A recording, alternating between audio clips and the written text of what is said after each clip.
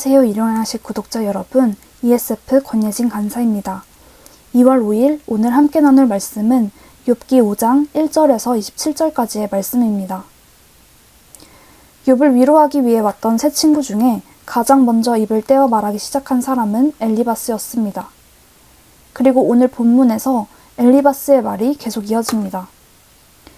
17절에서 엘리바스는 욥이 당한 고난은 하나님의 징계로 인한 것이라고 단정짓고 있습니다.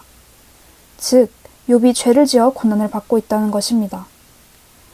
18절부터 26절까지 그는 회개하는 자에게 임하는 하나님의 은혜를 이야기합니다.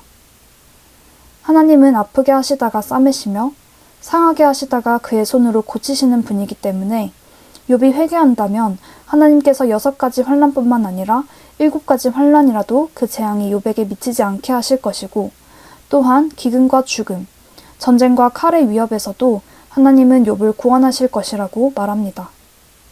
덧붙여서 그는 회개하는 자에게 화목함과 평안함이 있다고 이야기합니다. 엘리바스가 하는 말 중에 틀린 말은 딱히 없습니다. 하나님이 어떤 분이신지에 대해 이야기하는 그의 말이 틀리지 않았습니다. 그러나 문제는 엘리바스가 하는 위로의 말이 위로로 들리지 않는다는 것입니다. 그 이유가 무엇일까요? 우리는 어떻게 다른 사람을 위로해야 할까요? 오늘 말씀을 통해 누군가를 위로할 때 주의해야 할 점 2가지를 살펴보고자 합니다.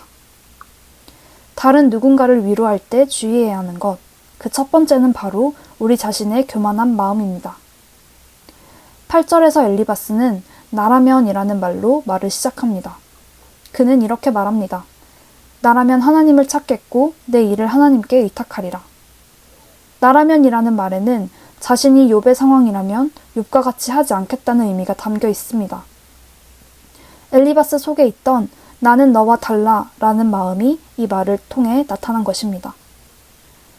엘리바스는 욥이 죄를 지어 고난을 받는다고 생각했습니다. 그리고 그의 고난이 끝나지 않는 것은 욥이 하나님께 회개하지 않았기 때문이라고 생각했습니다. 반면에 아무런 고난이 없는 자신은 하나님께 지은 죄도 없고 설령 고난을 받게 된다고 해도 얼른 회개하여 상황이 이 지경이 되도록은 하지 않겠다고 생각했던 것처럼 보입니다. 이 모습은 엘리바스가 자신의 영적인 우월함을 과시하고 있는 것입니다. 그는 자신이 욥보다 믿음이 더 좋다고 생각하여 여러 가지 말을 장황하게 늘어놓습니다. 그러나 그 많은 말 속에서 욥의 고난에 공감하는 말은 보이지 않습니다. 그저 교만한 마음에 기반하여 욥을 판단하고 정죄하는 말들만 보일 뿐입니다. 우리에게도 이런 모습이 드러날 때가 있습니다. 조금 미성숙한 모습을 보이는 사람들, 가령 자녀나 공동체에서 신앙이 연약한 지체를 대할 때 이런 모습이 드러나곤 합니다. 그들이 어려운 상황에 처해 있을 때 그들의 아픔을 이해하고 함께 하려고 하기보다 이때다 싶어 충고하고 가르치려 한 적은 없었나요? 우리 자신이 그들보다 더 성숙하다고 생각하거나 혹은 그들이 겪은 일을 이미 다 겪어보았다고 생각할 때 우리는 엘리바스와 같은 실수를 하기 쉽습니다. 오늘 말씀을 묵상하며 우리가 내뱉는 말이 어떤 마음에서 나오는 말인지, 상대방을 진정으로 위로하기 위해 하는 말인지 아니면 나의 영적인 우월함을 은연중에 드러내려 하는 말인지 돌아보면 좋겠습니다. 둘째로는 우리의 지식의 한계를 주의해야 합니다. 엘리바스는 말을 쏟아낸 후에 자신의 말을 마무리하며 27절에서 이렇게 말합니다.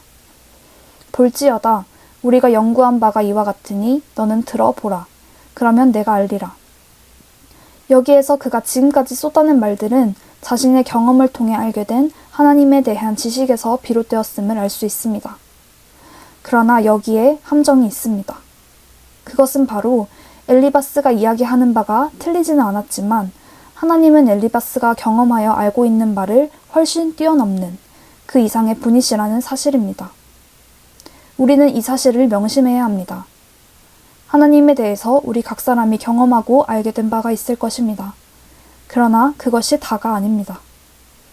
엘리바스는 하나님은 죄에 대해 심판하시는 분이라는 지식을 갖고 있었고 현상을 보고 원인을 유추했습니다.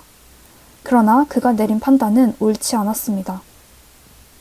욥이 겪는 고난은 그의 죄로 말미암은 것이 아니었기 때문입니다. 욥은 1장 1절에서 언급된 것처럼 온전하고 정직하며 하나님을 경외하고 악에서 떠난 자였습니다. 또한 엘리바스는 욥에게 계속해서 하나님 앞으로 돌아오라고 이야기했지만 욥은 하나님을 떠난 적이 없었습니다. 우리는 하나님이 하시는 일을 다 알 수 없고 하나님이 어떤 분이신지에 대해서도 다 알 수 없습니다.